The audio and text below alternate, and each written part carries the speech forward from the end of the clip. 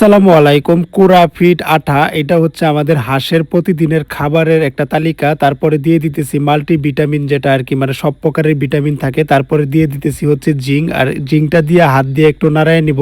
তারপরে চলে আসলাম আমাদের খামারের ভিতরে। আর খামারের ভিতরে যে ড্রামে পানি রাখা থাকে মানে এইগুলো কিন্তু আমরা হাঁস মুরগিকে খাওয়ানোর জন্যই ড্রামের ভিতরে কিন্তু একদম ফ্রেশ পানি। তো ওই পানিটা দিয়ে দিলাম। তারপরে হাত দিয়ে হচ্ছে মিশানোর পালা, কারণ এইখানে অনেক কিছু একসাথে দেওয়া, এই জন্য সুন্দর করে এইগুলোকে মিশাইতে হবে। তো মিশানো শেষ, তারপরে যে খাবারের পাত্র ওইখানে ময়লা ছিল তো ওইগুলো কাইট করে একদম আমি ফালাই দিয়ে তো খাবারগুলো এখন এখানে ডাইলে দিব।